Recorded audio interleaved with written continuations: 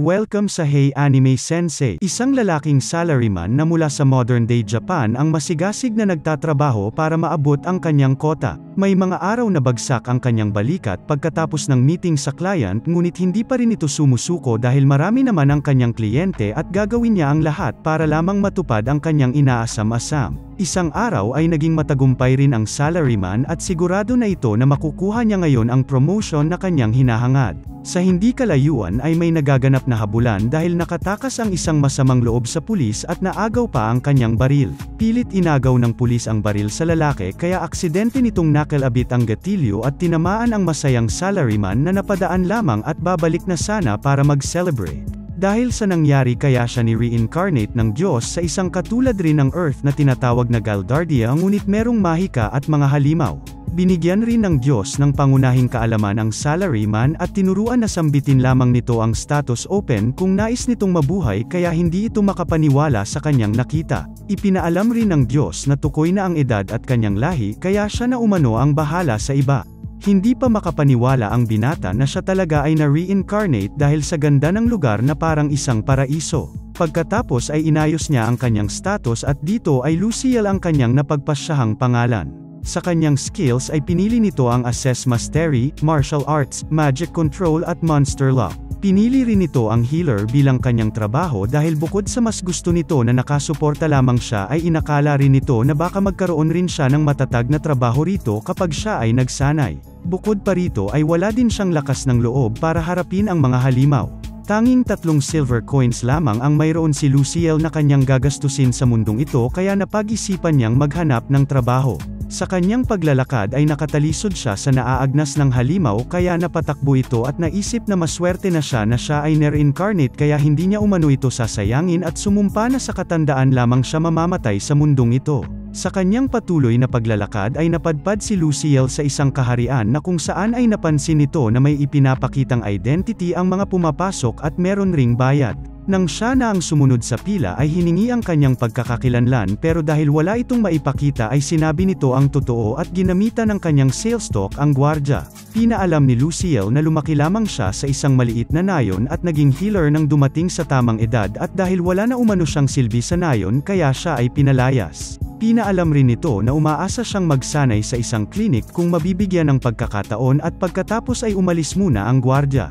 Ilang sandali lamang ay bumalik na ang gwardya na may kasamang magandang babae na nagngangalang Lumina at nang malaman na si Luciel ang gustong sumali sa klinik ay dito na sinabi ng babae na sundan lamang siya at dadalhin niya ito sa Healers Guild. Maswerte rin si Luciel dahil sa kahariang ito ay hindi hinihingian ng bayad sa gate ang mga healer. Sa pagmamadali ni Luciel dahil malayo na si Lumina ay aksidenteng bumangga siya sa isang adventurer kaya tinanong ng matikas na tila pinuno ng grupo kung saan siya pupunta at nang sinabi ni Luciel na sa Healers Guild ay tila meron itong sama ng loob sa mga healer kaya humingi ng pasensya ang salaryman nang mapansin ang reaksyon ng lalaki kaya pasigaw itong nagtanong kung bakit ito humihingi ng tawad. Natakot man sa lalaki ngunit nanatiling kalmado si Luciel at sinabing labis ang kanyang pahayag na siya ay isang healer dahil hindi pa naman siya marunong gumamit ng magic. Nangako rin si Luciel na sisikapin niya na maging taos puso sa kanyang mga gagawin at maging ethical healer na pagkakatiwalaan ng tao dahil ang kanyang motto ay kabaitan pagkatapos sabihin ng lalaki na hindi niya ito madaling pakakawalan pag siya ay naging corrupt kaya pagkatapos itong marinig ng adventurer ay tila nagulat ito at umalis na rin pagkatapos. Kapag nagkagulo ay handa na palang makialam si Lumina kapag ginalaw ng mga adventurer si Luciel kaya naisip na lamang ng binata na napakalakas ng babae dahil mukhang matitibay rin ang kanyang makakaharap sanang mga adventurer. Sa kanilang paglalakad ay sinabi ni Luciel na hindi siya siningil ng toll nang pumasok sa city kaya pinagbigay alam ni Lumina na dahil buhay at kamatayan ang pinapakitunguhan ng healer kaya meron umano silang magandang pagtrato. Dahil dito ay masaya si Luciel sa kanyang narinig at inakalang dahil ito sa kapangyarihan ng kanyang skill na Monster Lock. Ilang sandali lamang ay dumating na rin sila sa Republic of Saint Churol, ang tahanan ng Healers Guild Headquarters at dito ay pinasulat na rin ang salaryman ng mga kinakailangang impormasyon ngunit sa una ay hindi niya mabasa ang nakasulat pero sa hindi malamang dahilan ay na-translate ito ng kanyang mga mata kaya nabasa niya rin ito kalaunan at nilagay ang kanyang mga impormasyon. Nagkaroon rin ng idea si Luciel na may katungkulan si Lumina dahil parang VIP ito kung ituring ng babae sa front desk. Dahil galing sa Japan ang salaryman kaya wala itong mailagay na hometown sa form kaya naisip niyang magtanga-tangahan na lamang at tinanong kung pwede nitong ilagay ang pangalang village sa kanyang hometown dahil hindi niya umano alam kung may pangalan ang kanyang nayon at pumayag rin naman ang babae sa front desk. Pagkatapos isulat sa form ang kanyang impormasyon ay vinalidate na rin ito kaagad ng babae kaya hindi na nag-aksaya si Luciel ng oras at tinanong kay Lumina kung may pangalan ang bayang ito. Dahil dito ay ang buong akala talaga ni Lumina ay ignorant si Luciel kaya pinaalam rin ito kalaunan na ito ang bayan ng Mer Atoni sa Republika ng Saint Churul. Ilang sandali lamang ay dumating na ang babae at inutusan si Luciel na gamitan ng kanyang mahika ang card ngunit kahit walang idea ang salaryman sa gagawin at naalala na lamang nito na pinili niya pala ang skill na magic control kaya nag-focus na lamang siya rito at pagkatapos ay nagulat si Luciel dahil merong nakasulat sa kanyang card at kinuha rin ulit ito ng babae pagkatapos. Sa pangalawang pagkakataon ay na-curious na si Luciel kaya tinanong nito kay Lumina kung ano ang ginagawa ng babae sa pinasukang silid kaya nalaman nito mula kay Lumina na nire-register ang kanyang card sa Magic Network ng kanilang Healers Guild para magamit niya ito sa kahit saang Healers Guild sa buong mundo. Ilang segundo lamang ay bumalik na ulit ang babae at nakumpirma niyang isang healer talaga si Luciel at pinaalam rin sa kanya na meron siyang magic control at holy magic affinity. Aalis na sana si Lumina nang makitang okay na ang lahat ngunit pinigilan siya ni Luciel dahil sa tingin nito ay hindi pa sapat ang mayroon siya para makahanap ng trabaho sa isang clinic. Dito na pinaalam ni Luciel na hindi pa siya nakakagamit ng holy magic at wala rin siyang idea kung paano gumamit nito kaya nang nagtaka si Lumina ay gumawa na lamang siya ng alibi na walang malaking libro para sa spell ang kanilang village at dagdag pa nito na siya rin ang kauna-unahang manggagamot mula rito. Naniwala naman si Lumina sa alibay ng binata dahil inakala niyang wala lang talagang alam si Luciel. Matapos tanungin ng dating salaryman na kung posible ba siyang maging apprentice sa isang clinic kasabay ng kanyang pagkatuto ay binigyan kaagad siya ni Lumina ng tatlong pagpipilian na kung saan ang una ay tinatawag na Spartan Training na ibig sabihin ay mag-aaral siyang mabuti hanggang sa matuto siya ng healing spells na patuloy niyang bibigkasin hanggang sa maubusan siya ng magic. Pangalawa ay ang pagkuha ng loan na kung saan ay papasok siya sa isang normal educational institution para mag-aral ng 3 taon upang matuto ng mahika ngunit kailangan itong bayaran ang Healers Guild ng isang platinum coin. Pangatlo ay ang pagiging apprentice na kung saan siya ay magtatrabaho siya habang nag-aaral ng magic sa kanyang libreng oras. Matapos pag-isipang mabuti ni Luciel ang tatlo niyang options ay napagdesisyonan niyang piliin ang Spartan Training dahil kung makikita niya ang kanyang pag-unlad na tulad ng pagtatrabaho patungo sa isang kota ay kanya itong makakaya. Bukod pa rito ay meron rin siyang Assess Mastery na kung saan ay nalalaman niya na kung gaano karaming experience ang kanyang kailangan para mapabuti ang kanyang kasanayan. Dahil dito ay hindi makapaniwala ang babae na nagpakilalang Kururu kalaunan dahil sa pinili ni Luciel. Matapos sabihin ni Kururu kay Lumina na siya na ang bahala kay Luciel kaya nagpasalamat na rin kaagad ang salaryman kay Lumina at nangakong susuklian ang pagtulong sa kanya. Hinatid na ni Kururu si Luciel sa kanyang kwarto pagkatapos at napansin ng binata na wala itong kahit isang bintana at napansin rin ito ang libro para sa mga spells at dahil dito ay kanyang sinigurado na matatapos niya ito sa loob lamang ng 10 araw. Dahil sa pagbabasa ng libro ay nalaman ni Luciel na kapag binibigkas ang spells ay umaalis ang magic power sa katawan ngunit kapag nagtagumpay naman ito ay tataas ang kanyang kakayahan kaya nag-decide ang binata na ito ay subukan. Para gumana ang spell ay kailangan lamang nito ng malinaw na imahe sa kanyang isipan kaya naisip niyang subukan ang pag-imagine ng pagkasugat ngunit kabaliktaran naman at pagkatapos ay sinambit na ni Luciel ang spell para sa panggagamot. Akala ng binata ay walang nangyari at inisip na dahil isa lamang siyang pangkaraniwang tao ngunit nalaman niya rin naman kalaunan na ito ay gumana matapos niyang maalala na may naramdaman siyang umalis sa kanyang katawan at nasigurado niya rin ito dahil sa pagtingin sa kanyang mga stats. Dahil effective ang ganitong teknik kaya pinaulit-ulit ni Luciel ang paggamit ng heal hanggang sa maubusan siya ng mana. Ilang sandali lamang ay bumalik na rin ito sa dati at naisip ng salaryman na kapag inayos niya ang kanyang magic control at magic handling ay mababawasan ang dami ng magic na kanyang magagamit kaya nag-decide ito na unahing pagbutihin at bumalik na ulit sa kanyang training.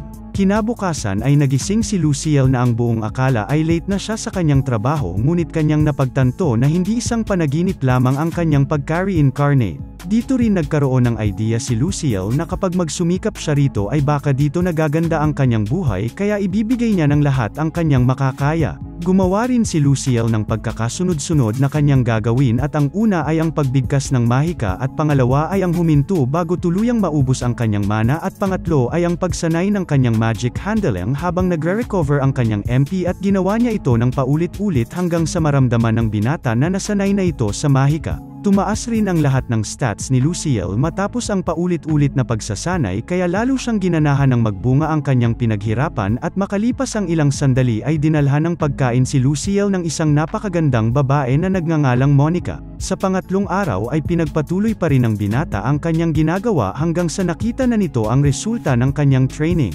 Kinumpirma rin ni Monica na nakakagamit na si Luciel ng heal spell, kaya siningil na nito ang binata ng isang silver coin. Dahil hindi pa alam ni Luciel kung ano ang susunod nitong gagawin kaya tinanong nito si Monica kung pupunta pa ba siya kay Lumina para sa paggabay kaya nagulat ang babae nang malaman na siya pala ang taong dinala ni Lumina kaya humingi agad ng tawad ang babae at binalik ang binayad ng binata. Pinaalam ni Monica na gumawa na ng preparasyon si Lumina para hiramin ni Luciel ang kwarto sa loob ng 10 araw kaya nang dahil rito ay napagtanto ni Luciel na may sapat na kapangyarihan si Lumina para magawa ito. Napag-alaman rin ng binata ayon kay Monica na si Lumina ay isang kapitan ng bagong regiment ng mga babaeng paladin ng simbahan kaya naisip ng dating salaryman na isang napakalaking blessing ang makilala si Lumina at naghinala rin ito na nagbubunga na ang kanyang monster lock skill. Naisip rin ng binata na meron pa siyang 7 araw para mag-training ngunit pagkatapos nito ay wala na siyang idea kaya naisip niya na lamang na e-promote ang kanyang sarili bilang healer dahil sinabi ni Monica na isang silver coin ang bayad sa bawat cast ng healing spell nang tinanong ni Luciel kung magkakapera ang mga healer sa panggagamot.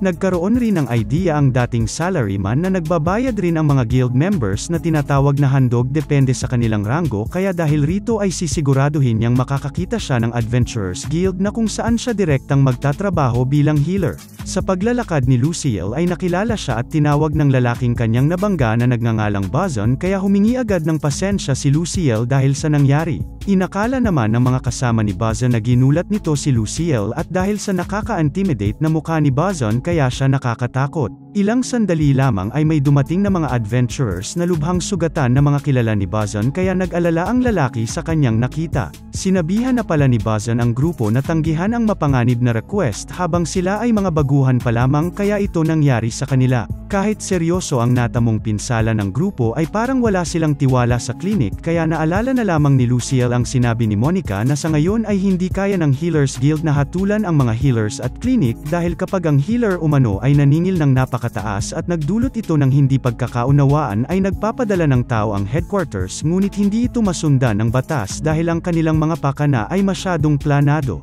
Nagulat na lamang ang lahat nang walang kaabog-abog na nag-volunteer ang binata na pagalingin ang sugatang mga adventurer.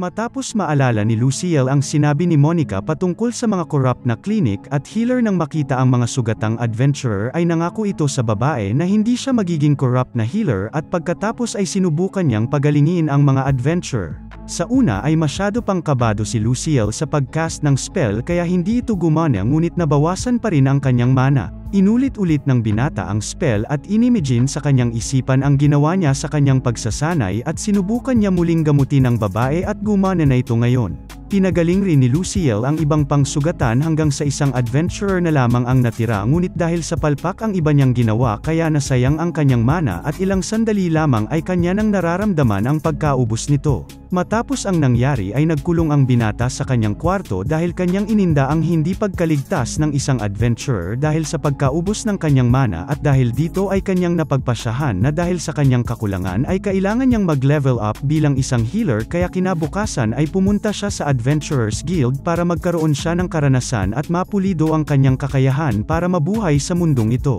Pagpasok ng binata sa guild ay namangha ito sa kanyang mga nakita at pagkatapos niyang makita ang isang nakakasindak na grupo ng mga adventurer ay dumiretso kaagad siya sa front desk para mag-register bilang isang adventurer. Napansin ni Luciel na mayroong isang mahabang tenga ang babae sa front desk na kanyang ikinatuwa at pagkatapos nito ay binigyan siya ng form para sa kanyang mga impormasyon. Tinuruan rin ng babae si Luciel na padaluyin sa card ang kanyang dugo o magic pagkatapos at ilang sandali lamang ay natapos niya ng lagyan ng kanyang impormasyon ang form at dito ay nagbigay ng opinyon ng babae na walang magiging problema kay Luciel ang pag-register bilang adventurer dahil nakita niyang meron itong skill na martial arts. Pagkatapos ay pinaliwanag na rin ng babae na kung matupad ng mga adventurers ang request ay makakatanggap sila ng kabayaran ngunit babawasan ito ng guild ng 10% para sa operating expenses. Magkakaroon rin ng mga penalties at bayarin ang mga adventurer na kung sakaling mabigo sa kanilang mga misyon kaya pinaalalahanan ng babae si Luciel na mag-ingat. Pinaalam rin ng babae sa binata na magsisimula siya sa pinakamababang rank na H rank ngunit wala naman itong problema kay Luciel at tinanong ang babae kung nakakakuha ba ng request ang Adventurers Guild para sa panggagamot na pinagtaka ng babae. Dahil dito kaya ipinaalam ng binata na ang trabaho niya ay healer at tinanong sa babae ang posibleng scenarios na katulad ng kung nagte-training siya dito sa guild at may nasugatan na adventurer at kanya itong pinagaling ay kung posible ang ibabayad ba nito sa kanya ay ilalagay niya sa kanyang training phase. Hiniling pa ng binata na ipakilala siya sa isang taong may kakayahang magsanay sa kanya upang mapabuti ang kanyang martial arts skills. Pagkatapos nito ay hiniling muna ng babae na maghintay si Luciel dahil ang ganitong desisyon ay ang hindi niya dapat gawin. Ilang minuto lamang ang nakakalipas ay bumalik na agad ang babae na kasama ang tigasing lalaki. Natakot man siya sa itsura nito ay napanatili pa rin itong maging kalmado dahil nagkaroon rin siya ng boss sa kanyang past life na mukha ring tigasin. Dito na nagpakilala si Luciel sa lalaki at pinaalam na gusto niyang sanayin ang kanyang pakikipaglaban at magic recovery skills kaya pagkatapos ay tinanong niya ito kung papayag siyang turuan siya ng martial arts kapalit ng kanyang serbisyo sa pagpapagaling. Dahil sa tanong ng binata kaya nanibago ang lalaki sa kahilingan ni Luciel at sa kanyang tingin pa lamang ay nalaman na kaagad ng lalaki na merong martial arts skill si Luciel kaya tinanong niya ang dating salaryman kung bakit gusto ng isang healer na matutong lumaban kaya pinaalam na ng binata na wala siyang kwenta sa totoong laban dahil kapag siya ay maglalakbay ay kahit isang mahinang halimaw ay kaya siyang patayin kaya napagpasyahan niyang maging malakas para ipagtanggol ang kanyang sarili. Nag-isip muna saglit ang lalaki at tinanggap rin naman si Luciel kalaunan bilang kanilang training hall recovery specialist. Isang silver coin kada araw ang sahod ng binata sa guild at dito ibabawas ang kanyang training fees. Masaya ring sinagot ni Luciel ang lalaki na mangyaring payagan siyang magsimula pagkatapos ng 6 na araw nang tinanong ng lalaki kung kailan siya magsisimula. Dahil tanggap na ang binata kaya inutusan ng lalaki ang tinawag niyang Nana Ella na siya na ang bahala sa arrangement at pagkatapos ay nagpakilala ang babae kay Luciel at masaya rin naman niya itong kinausap ngunit naramdaman niyang maraming adventurer ang nagbabantay sa babae. Bigla na lamang nag-alisan na para bang natatakot ang mga adventurer matapos mag-clear throat ang tigasing lalaki kaya nagkaroon ng idea si Luciel na ang lalaking ito ay importante. Bago umalis ay nagpakilala na rin ito pagkatapos na siya ang chief instructor ng guild na si Brad at dagdag pa nito na hihintayin siya nito matapos ang 6 na araw. Bumalik na rin si Luciel sa kanyang tinutuluyan at dito ay naisip niyang mawawalan sila ng tiwala sa kanya kung ang kanyang magic recovery ay hindi makakasabay kaya sa ngayon ay gagamitin niya na lamang ang bawat huling patak ng enerhiya na mayroon siya para hindi na mangyari ang palpak na nangyari. Habang iniisip niya ito ay dumating naman si Monica na may dalang pagkain at dito na rin kinamusta ng babae ang lakad ng binata kaya pinaalam ni Luciel kay Monica na alam na nito ang kanyang pupuntahan pagkatapos ng kanyang training sa Healers Guild kaya binati siya ng babae dahil rito. Sinagot rin ni Monica si Luciel nang hindi pa sigurado ang binata kung ano ang skill level na kanyang kukunin para sa Holy Magic na kapag maabot niya ang level 5 ng 20 taon ay maituturing na umano itong medyo talentado ngunit hindi naman sigurado ang binata na kung sa bawat taon ay kung makakakuha siya ng isang level. Nabulunan na lamang si Luciel sa sumunod na sinabi ni Monica na kapag umabot na ito sa level 5 bago ito maging 20 years old ay hiniling nito kay Luciel na edit siya kaya dahil dito ay na-motivate ng husto ang binata para mag-practice ng husto. Makalipas ang 1 linggo ay natapos na ang pag-aaral sa Healers Guild ni Luciel patungkol sa Holy Magic kaya nagpasalamat na ito sa babaeng nasa front desk na si Kururu dahil sapat na ang kanyang natutunang magic para makapagsimula bilang healer. Napabilib rin si Kururu sa binata dahil meron kaagad itong naka-line up na mapapasukang trabaho at nakakasiguro rin ang babae na magiging isang mahusay na healer si Luciel. Nagpaalala rin si Kururu na kapag nagkita sila ni Lumina ay magpasalamat rin dito kaya sinabi ng binata na gagawin niya ito sa susunod na sila ay magkita at pagkatapos ay umalis na rin ito papunta sa Adventurers Guild para simulan ang pagiging isang healer. Pagpasok ng binata sa guild ay pinag-uusapan siya ng mga adventurer kaya naalala na lamang nito na ganito rin ang kanyang naranasan kapag hindi maganda ang kanyang sales kaya kailangan niyang subukan ang direktang pagbebenta. sa front desk nang matapos tanungin ng magandang babae kung ano ang dahilan ng pagparito ni Lucille ay nabighani siya sa angking kagandahan nito at pagkatapos ay nagpakilala ang binata na siya ang tuturuan ni Brad para lumaban kaya nakilala siya ng babae at dito itinuro ng babae na dumaan lamang ito sa hagdanan para makarating siya sa underground training hall. Pagdating sa baba ay namangha ang binata dahil napakalawak ng training hall at dito ay sumunod ring dumating si Brad. Natutuwa si Brad dahil hindi sinubukang tumakas ng binata ngunit iba naman ang sinasabi ng kanyang presensya dahil sa tingin ni Lucille ay handa na itong pumatay. Nalaman rin ng binata na siya lamang mag-isa ang magsasanay rito nang pinagmalaki ni Brad na solo nila ang training hall kaya nagpasalamat na lamang si Lucille. Kalaunan ay nalaman ng binata na sinusubukan lamang siya ni Brad nang sinabi nito sa kanya na kahit nakita nito ang kanyang killer look ay hindi pa rin siya tumakas. Dahil buo na talaga ang loob ng binata kaya pinaalam nito kay Brad na kailangan niya ang mga kasanayan para mabuhay at pagkatapos ay nagmakaawa si Lucille na sanayin siya ng chief instructor. Hindi naman kaagad naniwala ang chief instructor dahil sa mga salita lamang at pinaalam sa binata na hindi ito magiging madali sa kanya at huwag na umano nitong isipin ang tumakas. Nagsimula na kaagad ang pagkondisyon ng katawan ni Lucille sa tulong ng pagtakbo paikot sa training hall at istrikto itong minamandohan ni Brad kaya naisip na lamang ng binata na binubuli na kaagad siya sa unang araw pa lamang. Istrikto ring sinabi ni Brad na kailangan lamang pilitin ni Lucille ang kanyang sarili na magpatuloy dahil hindi umano may iwasang maubusan siya ng enerhiya at dagdag pa nito na kamatayan lamang ang ibig sabihin kapag huminto ang isang adventure. Nahihirapan man sa pinapagawa sa kanya ay nagsisimula na rin naman na ma-enjoy ito ng binata dahil para sa kanya ito ay langit kapag naiisip niya ulit ang malagim na nangyari na hindi siya makagalaw nang sinapit ang malagim na nangyari. Ilang sandali lamang matapos mag-collapse si Lucille ay nagulat ang mga adventurer dahil sa sigaw na kanilang narinig na mula sa training hall dahil pinapa-stretching pala ni Brad ang binata na siya ay nakaupo sa likod nito para mapabuti ang kanyang range of motion at ganun rin ang layo ng kanyang atake. Magkakaroon rin ito ng higit na kakayahang umangkop sa pag-iwas sa atake ng kalaban.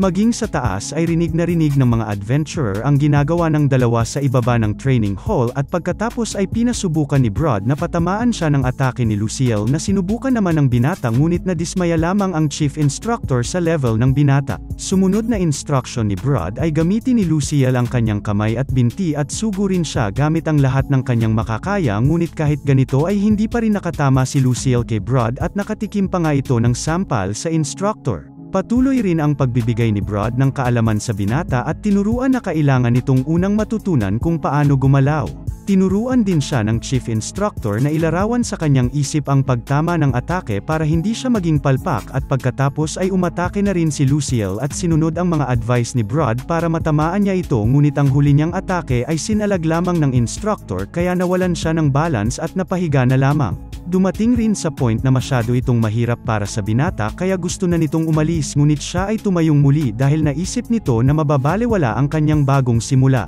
Matapos ang patuloy na pagtangka ni Lucille na tamaan si Brad ay hindi pa rin ito nagtagumpay kaya pagod na pagod itong napahiga sa sahig ng training hall ngunit dahil sa kanyang ipinakita ay namangha ang instructor dahil sa kanyang lakas ng loob. Kaya pala ang unang gustong ituro ni Brad kay Lucille ay matuto itong gumalaw dahil ang pinakamahalagang bagay umano sa labanan ay hindi mamatay at hindi masugatan. Pinaalalahanan rin ni Brad ang binata na huwag kaagad gamitin ang kanyang natutunan sa labanan dahil kailangan niya umano itong ulitin hanggang sa madali niya na lamang itong gawin. Alam na rin ni Lucille kung bakit ito sinabi ni Brad sa kanya kaya pinaalam ng instructor sa binata na meron siyang magandang huwaran na nasa kanyang harapan kaya ang gagawin na lamang nito ay manood at matuto at pagkatapos ay subukan ito sa kanya. Dahil dito ay naalala ng dating salaryman na nasanay siyang sundan ang kanyang katrabaho para matuto, nang siya ay bagong empleyado pa lamang kaya nakukuha na nito ang sinasabi ng kanyang instructor. Matapos makitang nakapagpahinga na si Lucille ay oras na rin para simulan ang pangalawang round kaya ang kinalabasan ay parang lantang gulay na ulit ang binata kaya ito rin ang dahilan kaya tinapos na ni Brad ang kanilang pagsasanay sa araw na ito.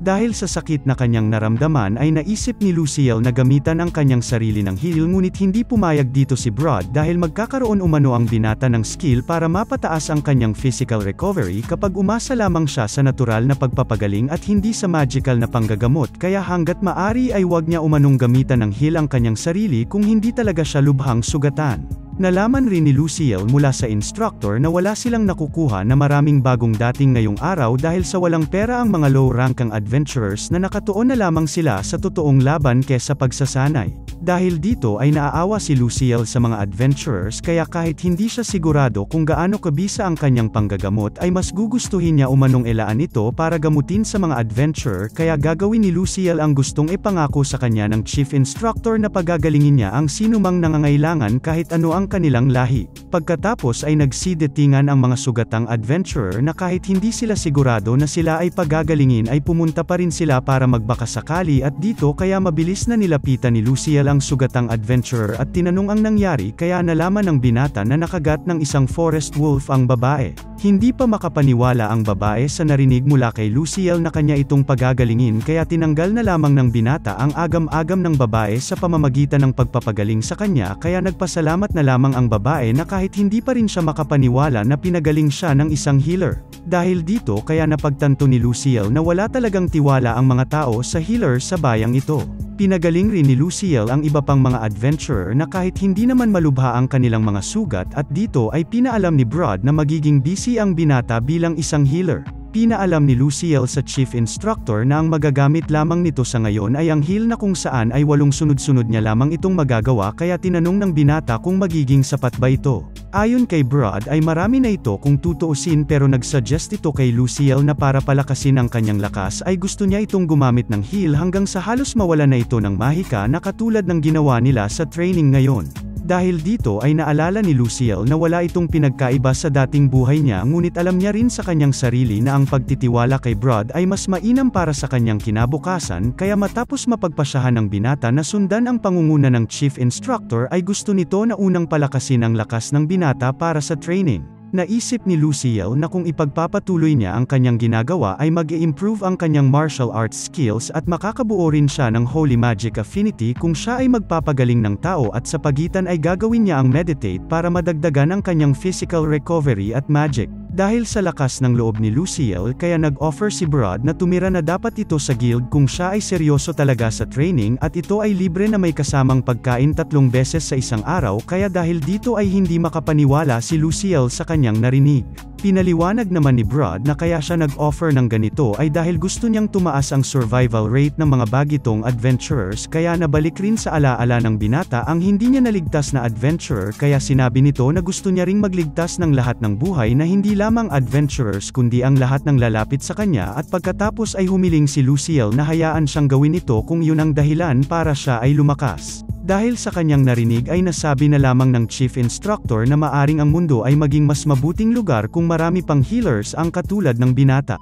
Matapos magkasundo ang dalawa ay ayaw ni Brod na umalis ang binata sa panahon ng kanyang pagsasanay kaya medyo natakot si Luciel nang mapagtanto na makukulong siya rito hanggang sa matapos ang kanyang training ngunit wala rin naman siyang ibang pagsasanayan kaya humiling na lamang siya ng isang buwang commitment para dito at wala namang problema rito ang chief instructor dahil pumayag siya sa hiling ni Luciel para ipaalam kung gaano ka-useful sa kanila ang binata. Pagkatapos mag-usap ng dalawa ay naligo si Luciel sa labas na walang idea kung gaano kalamig ang tubig. Hinagisan rin ni Brod ng malinis na damit ang binata para pamalit sa madumi at mabaho niyang damit gawa ng pagsasanay. Ilang sandali lamang ay dumating si Nana Ella at pinuri ang bagong ligong si Luciel dahil sa pagpapagaling sa mga adventurers. Pinaalam ni Nana Ella na sinabihan siya ni Brod na labhan ang kanyang damit kaya nahiya pa ito dahil ayaw niyang labhan ng kasing ganda ni Nana Ella ang kanyang damit. Matapos ngang marinig ito ng babae ay medyo kinilig rin ito at pagkatapos ay inagaw sa binata ang maruming damit at sinabing hayaan na lamang ito sa kanya.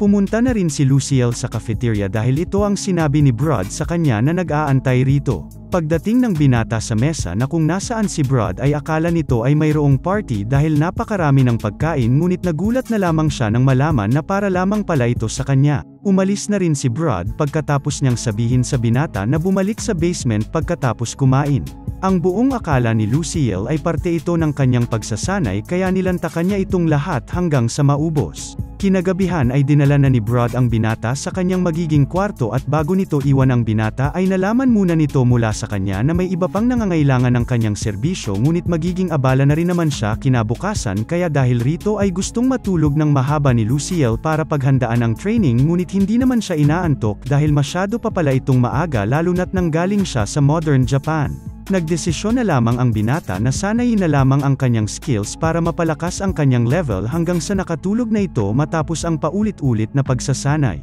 Kinabukasan ay ipinakilala ni Brod ang binata kay Gulgar at dito ay nagpasalamat si Luciel dahil sa pagbabantay sa kanya at pagkatapos ay nalaman niyang isa palang wolf folk ang lalaki nang tinanong niya ang kanyang lahi. Binigyan ni Gulgar ng isang inumin si Luciel na ginawa umano ng Sage of Time na kahit napakapangit ng lasa nito ay magpapahusay naman umano ito sa binata dahil ang pag-inom nito ay nagpapadaling magpa-improve ng lakas ng muscle, kanyang endurance, reaction time at iba pa na tumatagal ng 6 na oras ngunit tanging ang lasa lamang nito ang problema kaya walang gustong uminom nito para lumakas. Nag-aalangan pa ang binata dahil sa itsura ng inumin lalo na nang maamoy niya ito. Unang lasap niya pa lamang ay tinawag niya na itong Substance X dahil sa kakaibang lasa kaya gusto niya sanang iluwa ngunit dahil natakot siya kay Gulgar na tila bear ang tingin niya rito kaya hindi niya ito nagawa at inubos na lamang ang lahat ng inumin na ikinagulat ng wolf folk at ganun rin ang nanonood na si Brod. Naramdaman kaagad ni Luciel na parang nag-uumapaw ang enerhiya sa kanyang katawan at pagkatapos ay inutusan na ni Gulgar ang binata na kainin na ang karne at sumunod kay Brod.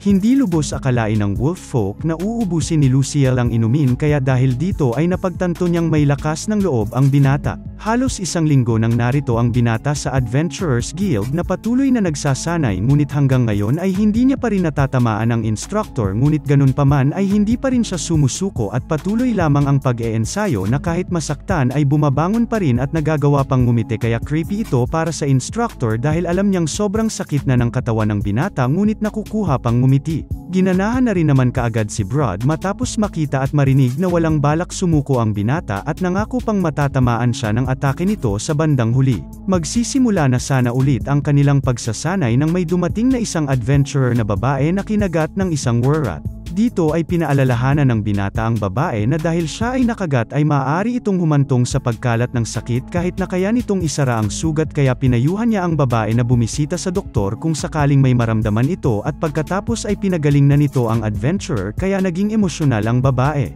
Dumating naman ang kasama ng adventurer kaya kinabahan ang binata dahil baka isipin nito na pinaiyak niya ang babae ngunit tinanong lamang pala nito ang kanyang pangalan dahil nanibago nga ito na kahit silang mga beast folk ay pinagaling ng isang healer. Isang mabuting tao ang tingin ng lalaking adventurer kay Luciel matapos niyang sabihin na ang mga tao at kagaya niyang beast folk ay parehas lamang dahil pasyenteng lahat ang turing niya dito. Tila nakuha ng ating bida ang loob ng babaeng beast folk dahil niyakap siya nito at nagpasalamat at balak pang bumalik kapag siya ay nasugatang muli. Namangha naman ang lalaking beast folk sa ginagawang training ni Luciel at si Brod ang kanyang trainer na iniiwasan ng mga adventurer dahil nagiging ganap na ibang tao umano ang chief instructor. Kinagabihan matapos ang dinner ng binata ay pinainom siya ulit ng tinawag niyang Substance X para mapabilis ang kanyang paglakas. Habang naglalakad si Luciel papunta sa kanyang tinutuluyan ay napansin niyang tila may nagbabantay sa kanyang mga adventurer na hindi niya alam kung bakit.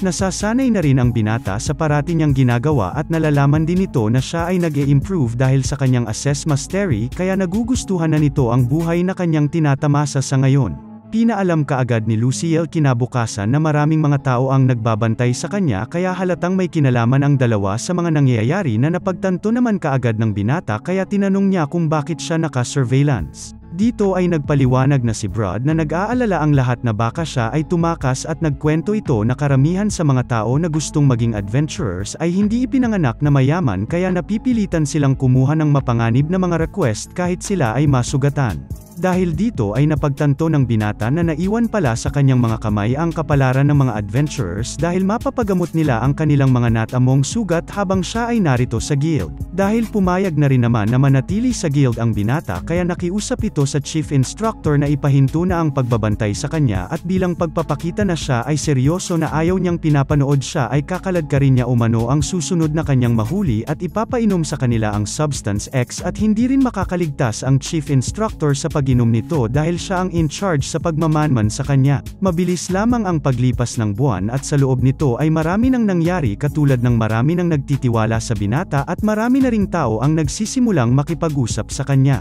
Sumunod na ring sinasanay ni Brod ang target practice ng kanyang estudyante at tulad ng naunang pagsasanay ay estrikto pa rin ito kung hindi nagagawa ng tama ng kanyang estudyante ang kanyang pinapagawa. Habang nag-eensayo si Lucille ay alam niya rin sa kanyang sarili na kahit matapos niya ang kanyang training dito ay hindi niya pa rin ma-master ang lahat at napakalayo pa ang kanyang tatahakin para pwede na siyang sumabak sa pakikipaglaban, ngunit dahil sa kanyang kasabihan na ang pasensya ay nakakaluto ng bato ay hindi nawala ng lakas ng loob ang ating bida, kaya napag-alitan tuloy siya ni Brod dahil excited ang kanyang itsura ngunit wala itong tinamaan miski isa. Habang tumatagal ay lumaki na rin ang lagayan ng Substance X na iinumin ng binata at dumami na rin ang kanyang nakukuhang request sa panggagamot at hanggang sa wakas ay dumating na rin ang huling araw ng kanyang kontrata sa guild. Nakikitang lahat ni Brod na pinaghirapan talaga ng binata ang kanyang trabaho sa guild, kaya nagpasalamat si Lucille sa lahat at kasama rin ang paggabay sa kanya at pinaalam nito na babalik na siya sa Healers Guild para maghanap ng trabaho.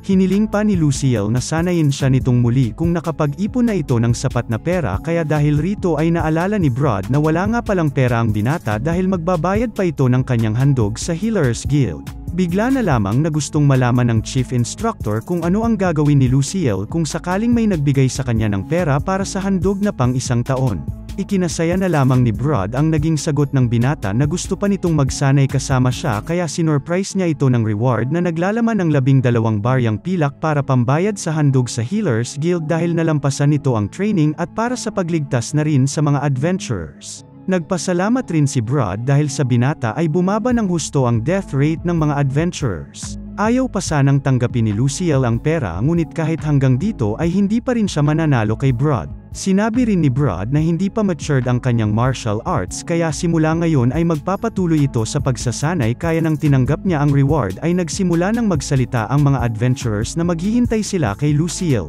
Sa Healers Guild ay nakapagbayad na ang binata ng handog para sa 1 taon. Ipinaalam ni Monica na kapag na-promote si Lucille sa loob ng 1 taon ay tataas rin ang kanyang ihahandog sa guild, kaya napagpasyahan ng binata na magpalakas na lamang para maging independent sa halip na mag-rank up. Sinabi na lamang nito kay Monica na magpapapromote siya kung sapat na ang kanyang kita, at pagkatapos ay bumalik na siya sa Adventurers Guild na kung saan ay nag-aantay si Brod sa kanyang pagbabalik, at pinarenew na kaagad kay Nana Ella ang Adventurers card ng binata para magsimula na kaagad sila sa kanilang pagsasanay. Matapos ang training ay naramdaman kaagad ni Lucille na naging mas mahirap na ang pagsasanay, at maya-maya lamang ay dumating si Brod at binigyan siya ng libro na may pamagat na Encyclopedia of Low-Level Holy Magic. Ayon kay Brod ay kailangan ng mga healers ang Recovery Spell Heal at Detoxification Spell Cure, at kung may kakayahan na umano ang binata na mag-cast sa dalawang nabanggit ay papunta na siya sa pagiging magaling, kaya inutusan niya si Lucille na pag-aralan ang libro dahil heal pa lamang ang kaya niyang gawin sa ngayon.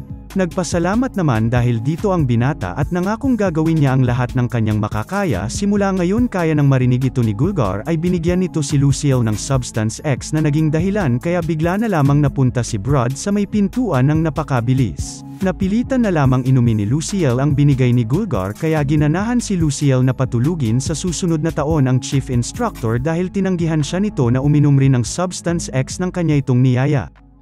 Matapos ang tuloy-tuloy na training ay binigyan muna ng day off ni Brod ang ating bida, at kung wala naman itong gagawin ay nagbigay ito ng idea kay Lucille na tumulong sa pagkatay ng mga halimaw, kaya kaagad pumunta sa katayan ang binata matapos ituro ng instructor kung saan. Dito ay naabutan ni Lucille si Galba na parang familiar sa kanya, kaya pagkatapos sabihin ni Galba na parehas lamang ang gawing approach sa kanya katulad kung paano kausapin ni Lucille ang kanyang nakakabatang kapatid, kaya nagkaroon ng idea ang bida na si Gulgar ang kanyang tinutukoy. Inilabas na ni Galba ang napakalaking baboy ramo mula sa magical bag para makita ni Lucille kung paano ang tamang pag-butcher dito, at una niyang ipinakita ang tamang pagbalat sa hayop kasunod ang paghiwa sa tiyan nito para makuha ang mga lamang loob. Napakadali lamang kung papanoorin ang ginawa ni Galba, kaya hindi na malaya ni Lucille na magagawa ito ni Galba ng ganon kadali, kaya sinabi na lamang ng butcher na dahil nagawa niya na ito ng daan-daang beses. Nalaman rin ng ating bida na hindi lahat ng karne ay ginagamit sa cafeteria kundi binibenta rin ito sa ibang mga guilds at tindahan sa bayan para sa operational costs ng guild.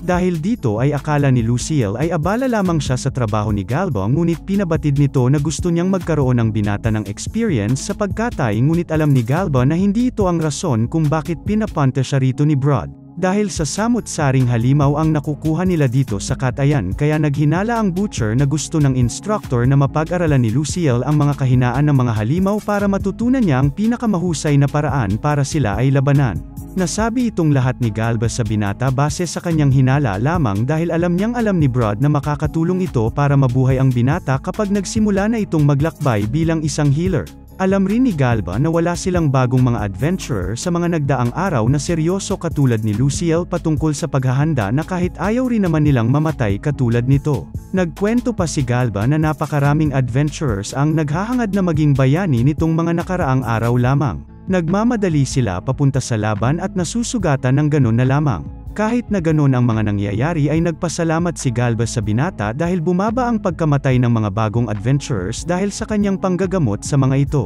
Inilabas ni Galba ang rabbit na may sungay pagkatapos niyang magpasalamat at dito ay si Luciel na ang mismong susubok na ginagabayan naman ni Galba. Medyo nagaalangan pa si Luciel na buksan ang tiyan ng rabbit kaya sinabihan siya ni Galba na gawin niya lamang ito kung handa na siya kaya kanya itong dinahandahan hanggang sa sumunod na nitong kinuha ang mga lamang loob. First time na ginawa ito ni Luciel kaya medyo naluha pa siya nang maamoy ang dugo, maramdaman ang mainit-init pang laman at ang pakiramdam ng paghiwa ng sariwang hilaw na karne. Kahit na hindi sanay ay alam ni Luciel na kailangan itong gawin para mabuhay kaya ito ang nagbigay sa kanya ng lakas ng loob para magpatuloy. Pagkatapos maranasan na siya mismo ang gumagawa ng gawain ng mga butcher ay naging grateful na lamang ang ating bida sa pagkain na kinakain niya ngayon. Hindi pa sana mapapansin ni Luciel na nagkalat pala ang mga dugo sa kanyang damit kung hindi dahil sinabi ni Gulgar na magpalit na ito kaya dali-dali niya itong nilinisan. Hanggang dito ay hindi pa rin makaget over ang ating bida lalo na't sa dati niyang buhay ay kumain siya ng napakaraming karne.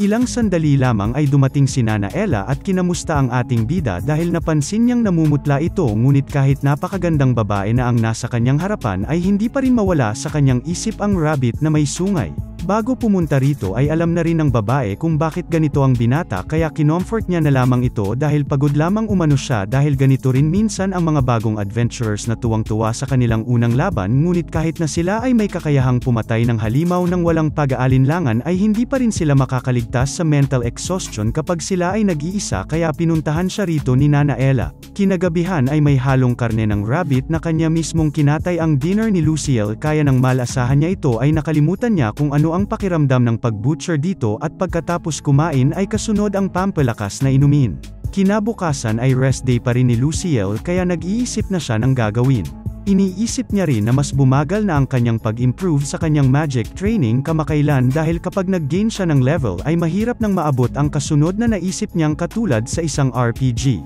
Sa patuloy niyang paglalakad sa guild ay hinihintay siya ni Nana Ella kasama si Melina at ilang sandali lamang ay dumating rin si Mernel na kung saan ay ipinaliwanag nito na hiniling ni Brod na bigyan siya ng kaunting lesson dahil kulang siya sa kaalaman kaya nagpunta sila ng library kasama ang tatlong babae. Nakapili na ng libro ang tatlong babae para ituro kay Luciel kaya gusto munang mauna ng binata sa librong kinuha ni Mernel na kung saan ay patungkol ito sa mga batas, relihiyon at paniniwala ng mga bansa. Matapos makapili ng binata ay ipinagkatiwala na lamang ng dalawang babae kay Nana Ella ang pagbibigay ng lesson na kung saan ay patungkol sa Monster Encyclopedia, Monster Suppression Point Index at Monster Materials Armor Crafting Catalog dahil ang buo nilang akala ay hindi pipiliin ng binata ang impormasyong kapakipakinabang. Dahil nagtaka si Luciel kung bakit umalis ang dalawa kaya pinaalam ni Nana Ella na sinabihan sila ni Brod na siguraduhing makakakuha si Luciel ng makamundong praktikal na kaalaman at ang dalawang babae ay na-curious kaya gusto nilang malaman kung ano ba talaga ang kanyang pinagkakainteresan.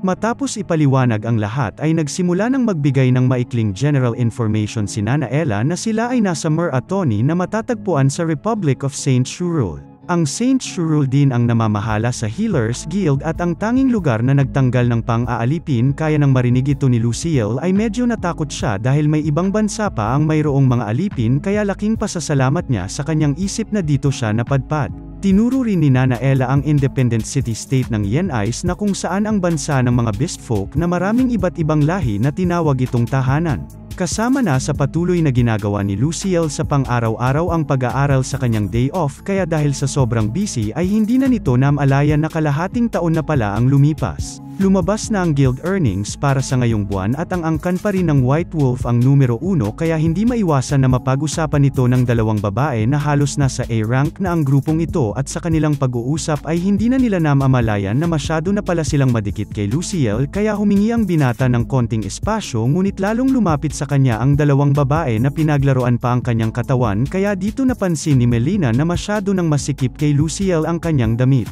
Dahil dito ay sinamahan ni Nana Ella ang binata na lumabas para mag-shopping ng kanyang damit. Ayaw na sanang abalahin pa ni Luciel ang dalaga ngunit sinabi nito na naging medyo mapanganib na kamakailan kaya nag-overthink naman ang ating bida. Pumasok na sa store ang dalawa matapos ang pag-uusap at dito ay namili na ng damit ang dalawa at pagkatapos ay umuwi na rin sila kaagad na pagkatapos mag-shopping. Napag-alaman ni Luciel na binigyan ni Brad si Nana Ella ng pera para panggastos kaya ito na ang nagbayad para sa kanya. Sa kanilang paglalakad ay may narinig na sigaw si Luciel kaya binigay niya kaagad ang kanyang dala kay Nana Ella at pumunta agad sa kinaroroonan ng sigaw at dito niya nakitang nakahiga si Monica na duguan. Paggising ni Monica ay tinanong niya kay Luciel ang nangyari kaya sinabi ng binata na nakita niya itong nakahandusay na duguan. Pinaalam rin ni Luciel na ginamitan niya ito ng heal ngunit walang nangyari kaya naghinala siyang nilason si Monica kaya nagcast na lamang ito ng cure kaya siya ay gumaling. Dahil merong gustong pumatay sa dalaga kaya naghinala si Nana Ella na kagagawan ito ng mga mersenaryo kapalit ng pera ngunit wala silang idea kung sino ang may pera para magbayad sa mga ito hanggang sa nagsalita si Monica na ang healers. Nagkwento pa si Monica para magkaroon ng liwanag ang mga nangyari na noong isang araw ay pinagaling ang kanyang kaibigan sa isang healing clinic at dahil wala silang pera pambayad rito ay ipinagbili na lamang sila sa isang slavery na legal sa ibang bansa.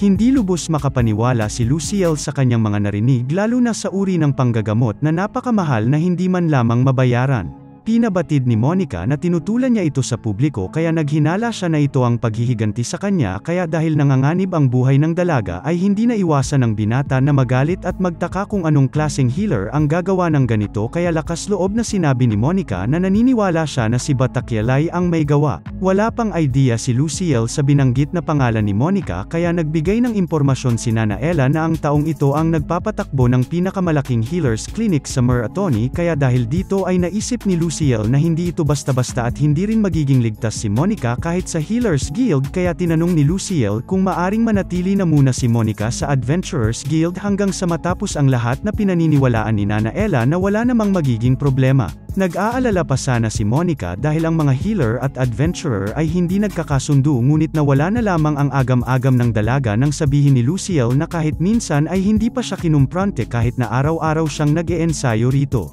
Pagkatapos ay napaisip si Luciel na maswerte siya na nailigtas niya si Monica sa oras at sa kanyang palagay ay walang halaga sa mundong ito ang buhay at napagtanto na siya lamang ang may kapangyarihan para iligtas silang lahat kaya kailangan niyang patuloy na magsikap para sa layuning ito. Pinuntahan ni Monica si Luciel sa cafeteria at nagpasalamat sa pagligtas sa kanya mula sa bingit ng kamatayan. Napansin ng binata na namumutla ang babae at napag-alaman niyang dahil pala kinakabahan nito na baka pagbayarin siya ni Luciel ng hindi makatwirang bayad kaya sinisi ng binata ang mga pasaway na healer sa kanyang isip. Nilapitan ni Luciel si Monica at sinabing napakabait ni Monica sa kanya kaya ituturing niya itong bilang isang bayad at kung hindi pa umano ito sapat ay ililibre niya pa ito ng pagkain kaya binigyan ni Gulgar ng sinabawang kabute ang dalaga na naging dahilan kaya naiyak na lamang itong nagpasalamat sa kabaitan ng lahat ng narito. Matapos ang isang buwan ay nahuli na rin ang lalaking nagtangka sa buhay ni Monica ngunit walang natuklasang koneksyon sa pagitan ng healer na binanggit ni Monica at ang salarin.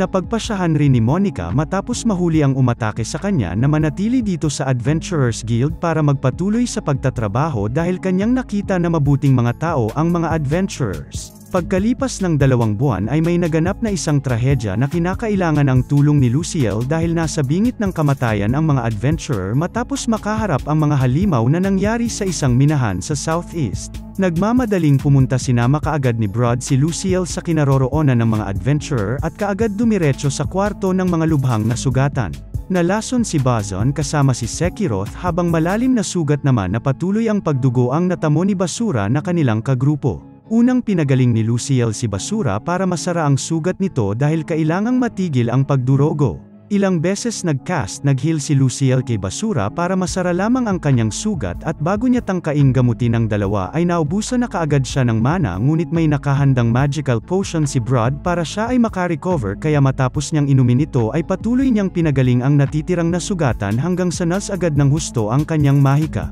Paggising ni Luciel ay naalala niyang nailigtas niya ang 3 angkan na mula sa White Wolf ngunit meron pa ring hindi nakaligtas. Kahit alam ni Luciel na hindi siya makapangyarihan ay napakasakit pa rin sa kanya na hindi niya maliligtas ang lahat kaya dahil dito ay nangako siya sa mga nasawi na magsusumikap pa siya ng husto. Paglipas ng halos 1 taon ay nakita ni Luciel na nagbubunga na ang kanyang pinaghirapan at naging mas matured na rin ang ating bida kumpara noon. Nagpaalam na rin ang binata kay Brod dahil ang pakiramdam niya ay hindi na siya gaanong umuunlad at hindi niya pa rin nababasa ang atake ng instructor. Hindi niya pa rin matamaan ng atake si Brod at tanging heal at cure lamang ang kanyang spells. Dahil dito ay sinabi ni Brod na magkaiba sila ng antas ng karanasan dahil kung nagawang matamaan umano siya ng binata ay malamang na ilang araw siyang nasa higaan dahil sa shock. Ginawa na rin lahat ng panggungumbinse ni Brod kaya naghinala siya na nakapagdesisyon na ang binata kaya tinanong niya na lamang kung ano ang gagawin nito. Dito sinabi ni Luciel ang kanyang plano na kukuha siya ng referral sa isang healing clinic para makapag-ipon ng pera para makabili ng libro para sa spell. Dagdag pa ng binata na balak niyang magstay dito sa bayan para babalik siya ulit para mag-training. Sinabi rin ni Luciel ang susunod niyang plano na patuloy siyang mag-e-ensayo at sabay kumita ng pera para sa kalaunan ay makakapagsimula siya ng clinic na afford ng karamihan kaya masaya si Brod sa mga goals ng binata sa buhay kaya kanya itong kinamayan. Matapos magpaalam kay Brod ay dumiretso na si Luciel sa Healers Guild para i-renew ang kanyang card at dito ay naabutan niya si Kururu sa front desk na medyo hindi maganda ang mood dahil wala siyang maipalit kay Monica simula nang dalhin ni Luciel ang babae sa Adventurers Guild ngunit hindi naman mukhang busy si Kururu na kahit na wala pa si Monica. Matapos ibigay ng binata ang kanyang card ay biglang bumalik si Kururu na gulat at gustong malaman kung anong klaseng training at buhay ang kanyang ikinabubuhay kaya kiniwento ng binata ang ginawa niya sa nakalipas na 1 taon ngunit pinaghinalaan naman siya na isang weirdo at masochist pagkatapos kaya nagpaliwanag ito sa babae kung bakit siya nag-training sa Adventurers Guild. Matapos marinig ang paliwanag ng binata ay nag-insist pa rin ang babae na pwede niya namang gawin ito dito sa clinic at mabayaran para dito kaya sinagot ito ng binata na ang pagkakaroon ng experience at pagsanay magpagaling ang importante sa mga bagong healers at dagdag pa nito na magkaiba ang pagpapagaling dahil lamang sa pera at pagtanggap ng bayad dahil satisfied kaya nangyari umano yun kay Monica. Humingi na lamang ng pasensya ang babae kalauna nang sinabi ni Luciel na ang ipagtanggol ang kanyang sarili ang kanyang layunin ngayong taon na isang bagay na hindi mabibili ng pera. Pagkatapos nito ay nag-offer si Kururu na itataas niya ang ranggo ng binata at kalakip nito ay magiging mas mahal ang ibibigay nitong handog ngunit mabibili niya naman ang mga libro para sa spell tulad ng Cure para sa rank F, Middle Heal para sa rank E, Barrier naman para sa rank D at Area Heal para sa rank C at ang halaga para may taas ang ranggo ni Luciel ay 90 silver coins lang naman. Naisip ni Luciel na kailangan niya ng maghanap ng trabaho dahil ang 1/3 ng kanyang kita ay mapupunta lamang sa upa kung siya ay namumuhay mag-isa at bukod pa rito ang living expenses. Tatanungin niya na sana si Kururu tungkol sa ibang klinik nang biglang dumating si Brod at nilapag ang isang bogkos ng pera na kanyang sahod na nakalimutang ibigay sa kanya ni Brod. Nag-offer si Brod kay Kururu na ilipat si Luciel sa Adventurers Guild sa loob ng 1 taon sa halaga ng 1 gold coin. Bibigyan rin siya ni Brod ng sahod rito dahil gusto niya maging isang regular na residente ng Adventurers Guild ang binata at sa offer na ito ng instructor ay perpekto ito para kay Luciel dahil na rin ay hindi niya pa natatamaan ng atake ang instructor. Sa konting pagpapaliwanag ni Luciel kay Kururu na mapagkakatiwalaang tao si Brod ay pinayagan nito ang paglipat ng binata sa Adventurers Guild. Sa pagbabalik sa guild ay nakakuha ng spellbook si Luciel kaya sa 1 taon ay pag-aaralan niyang matuto ng maraming magic. Hindi rin naiwasan na biruin ng mga adventurer ang pagbabalik ng binata at ilang sandali lamang ay sinundo ni Brod si Luciel para mag-dinner at pagdating sa cafeteria ay may pa-welcome party pala para sa kanya dahil na rin magiging isa na itong temporary employee ng guild. Binigyan ni Gulgar ng Substance X si Luciel dahil magsisimula lamang ang party pagkatapos niya itong e-toast kaya nagtalumpati muna ang ating bida patungkol sa kung paano niya pinahahalagahan ang guild at pagkatapos ay nilaklak na nito ang inumin na iniiwasan ng mga adventurers dahil sa napakabahong amoy nito. Pagkatapos ay kumain na lamang si Luciel at maya-maya lamang ay dumating si Buzzon at kanyang mga kasamahan. Inakala ni Buzzo na mahilig sa lalaki si Luciel dahil puro training lamang ang kanyang ginagawa at hindi niya rin dinidiskartehan ang mga receptionist. Sumang-ayon din si Buzzo sa sinagot ng binata na yari siya kay Brad pag nagkataon. Ito rin ang unang pagkakataon na nag-usap ng maayos si Luciel at grupo ni Buzzo na kahit hindi maayos ang kanilang pagtatagpo noong una na inakala pa ng binata na kamatayan lamang ang kanyang nakikita kapag napapaligiran ng adventurer ay ibang usapan na ito ngayon dahil inaaya na si Luciel na lumabas para maranasan niya rin ang nightlife. Kinabahan na lamang si Luciel na baka narinig ni Monica ang kanilang pinag-uusapan ngunit hindi naman pala dahil kinamusta lamang ng babae ang Healers Guild. Nalaman rin ni Luciel na masaya si Monica dahil nakakasama nito ang mga adventurers na naging dahilan kaya hindi niya namamalayan na mabilis na lumilipas ang oras kaya nagpasalamat si Monica sa pagligtas sa kanya ni Luciel na naging dahilan kaya muntikan ang mahawakan ng binata ang mukha ni Monica kaya naging awkward na ang mga sumunod na nangyari. Kinagabihan ay hindi masaya ang isang taong tila may mataas na posisyon nang malaman na isang healer sa Adventurers Guild ang dahilan kaya bumaba ang kanilang kita at bilang ng mga alipin kumpara sa nakaraang taon kaya hinanap niya kaagad kinabukasan ang may kagagawa nito sa Adventurers Guild. Sa tulong ng kanyang alalay ay nakilala ng taong ito si Luciel ang healer ng Adventurers Guild at as usual hindi kilala ni Luciel ang lalaki kaya nagpakilala ito na siya si Batikali, ang nag-iisang head ng pinakamalakas na clinic sa Meratoni kaya naalala ni Luciel na ito ang taong nagtangka sa buhay ni Monica. Kaagad inutusan ni Kalbo si Luciel na tumigil na sa paggamot sa Adventurers Guild at sa kanyang klinik na lamang magtrabaho ngunit tinanggihan ito ng binata sa kadahilanang nilipat siya officially mula sa Healers Guild. Hindi pa rin tumigil ang mapagmataas na lalaki na tila tinatakot si Luciel na sumunod sa kanyang utos ngunit wala rin namang epekto ito sa binata dahil hindi naman awa ang pagbabanta at sa pagpilit sa isang tao na mawala ng trabaho. Nakikita at naririnig ng mga nag-eensayong adventurer kung paano sunugin ni Luciel gamit ang salita ang mapagmataas na si Batikali. Galit na nang ipinaalam ni Kalbo ang kanyang pagparito kaya tinuruan siya ni Luciel na ang klinik ay para magligtas ng buhay at pinatamaan na ang klinik nito ay may napakasama ang reputasyon kaya lalo siyang na-trigger. Kahit nagalit ay napaiba pa rin ni Luciel ang mood ng kanyang kaharap matapos niyang utuin ito na mas mataas siya sa kanya bilang healer kaya nalaman niya na ang ginagamit na magic ni Batikali sa pagpapagaling ay high-level na recovery magic na nagkakahalaga ng 30 gold coins. Kahit na ang simpleng kagat ng forest wolf lamang ay high heal pa rin ang kanyang ginagamit at pagkatapos ay hindi na sinagot ng direkta ni Kalbo kung ano ang mangyayari sa pasyente na walang kakayahang magbayad kaya binulgar na lamang ng binata sa lahat na ebebenta ito ng kanyang kaharap sa pamamagitan ng slave traders sa ibang bansa. Meron na ring idea si Luciel kung bakit hindi nakakabayad ang mga nagpapagamot kay Kalbo na kahit hindi naman ganun kalala ang sugat ay parehas pa rin ang singil niya dito. Wala ring pakialam si Kalbo kung may pera o wala ang kanyang pasyente dahil ang kanyang dahilan ay pumunta sila sa kanyang klinik para maligtas. Dahil dito ay tinanong ni Luciel si Batikali na kung bakit hindi ito gumamit ng angkop na paggamot para mas maraming pasyente ang maligtas at kumita sa ganitong paraan kaya dahil sa sagot ni Kalbo ay napagtanto ni Luciel na pera lamang talaga ang nasa kanyang isip. Walang experience ang tingin ni Kalbo sa binata kaya parang nakikita niya ang dati niyang sarili kay Luciel. Naghinala rin ito na hindi pa inatake si Luciel dahil sa pagsisikap na gamutin ang isang tao ng recovery spells kapag naubusan na siya ng magic. Ganun pa man ay hindi pa rin sumuko ang binata na baka may natitira pang kabutihang loob kay Batikali ngunit dito siya nagkamali dahil kahit anong pangungonsensya ang gawin niya kay Kalbo ay wala na talaga itong talab sa makinis niyang ulo. Nainis na si Kalbo at inutusan ang kanyang tauhan na patayin ang binata ngunit to the rescue si Brad na ginawang parang bata ang dalawang tauhan.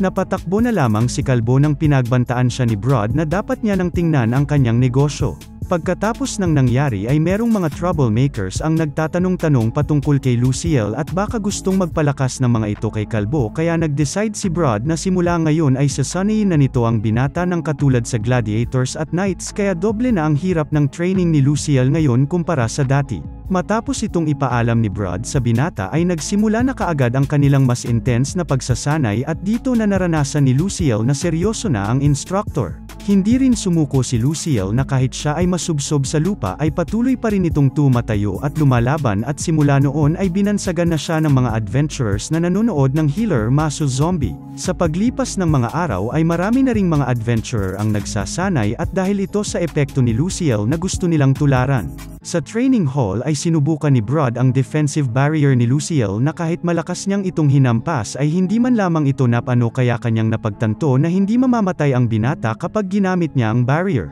Naging dahilan nito para dagdagan pa ng instructor ang pahirap sa training kaya binigyan niya ng kalasag at espada si Luciel. Dahil hindi naman naturally gifted si Luciel kaya sa nakaraang taon ay inayos ni Brod ang pisikal na pundasyon ng binata at kahit na hindi naman gifted ay gusto ng instructor na gawing official na apprentice si Luciel kaya simula ngayon ay sasanayin niya na ito bilang kanyang apprentice at tatawagin na ni Luciel na master si Brod. Pinagbawalan na rin ni Brod ang isang bagay na nagpapanatili sa motibasyon ni Luciel at ito ang suriin ang kanyang status at skill level sa kadahilanang mawawala sa kanyang paningin kung ano ang kailangan para maging malakas kung ang hinahabol lamang nito ang numero. Mariin ring pinabatid ni Brod na kahit gaano kataas ang maabot ng kanyang status kung naputol naman ang kanyang ulo ay patay pa rin siya. Nagbigay pa ang instructor ng magandang halimbawa na kahit sa antas ni Luciel ngayon ay kaya siyang patayin nito kung itutusok ang espada sa kanyang leeg nang nakababa ang kanyang bantay. Wala ring silbi ang mga taong obsessed sa status kapag dumating sa isang kritikal na oras na dapat gumawa ng isang desisyon at pagkatapos payuhan base sa experience ay nag-umpisa na ang pagsasanay. Ganito ginugol ni Luciel sa 6 na araw sa isang linggo ang kanyang sarili sa mundong ito. Nagsasanay siya sa martial arts at labanan kapag araw ng hangin at araw, swordsmanship at shielding naman kapag araw ng apoy, spearmanship kapag araw ng tubig, throwing at archery naman kapag araw ng lupa at balik sa scholarship at magic kapag araw ng kadiliman. Sa ibang dako ay sobrang galit ang naramdaman ni Kalbo nang makita ang report na isang silver coin lamang sa isang oras ang ibinabayad kay Luciel dahil nagpapakita lamang ito na greedy siyang tao. Nakaisip na lamang siya ng paraan para mawala sa kanyang daraanan ang healer na si Luciel kaya sumulat ito sa head ng Healers Guild para e-promote ang binata sa ibang lugar.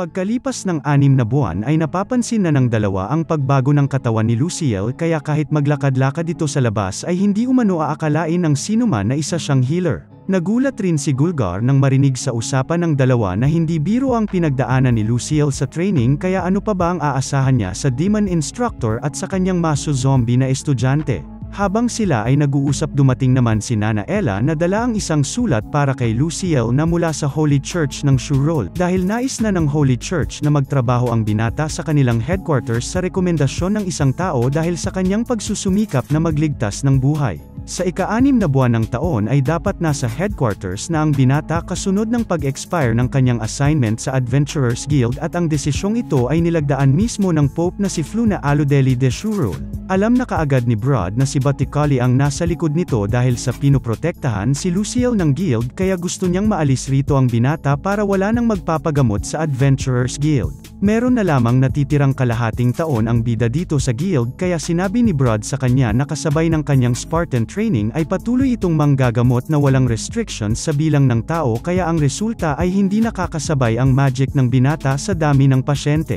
Tanging Substance X na lamang ang nagpupuno sa kakulangan ng binata sa Mahika kaya natutuloy niya pa rin ang panggagamot. Sa cafeteria ay napansin ni Gulgar na mukhang bumata at na mas lalong na-developed ang katawan ni Brod kaya kahit si Brod mismo ay hindi rin makapaniwala dahil tumaas umano ang kanyang martial arts skill sa level 7 habang sinasanay si Luciel. Kahit si Gulgar ay hindi rin makapaniwala sa kanyang narinig dahil lalo pang lumakas ang dating tinatawag na whirlwind na may S-rank na martial arts at speed skill. Hindi rin naiwasan ni Gulgar na sabihin na baka nasa double S-rank na si Brod kung pinagliban muna nito ang kanyang pagreretiro at pagkatapos nito ay napunta na ang kanilang usapan sa kung epektibo nga ba ang iniinom ni Luciel. Hindi naman sigurado si Brod kung gumagana nga ito dahil ang kanyang pagkakaalam lamang ay pinapalakas at pinapadali ng inuming ito na mag-improve ang skills ayon sa lumang teksto kaya ang tingin dito ni Gulgar ay huli na para ipahinto sa binata ang pag-inom. Kahit hindi siya sigurado ay hindi naman mapagkakaila na mas malakas na si Luciel ngayon kesa noong una. Ilang sandali lamang ay dumating si Galba matapos maging successful sa kanyang lakad.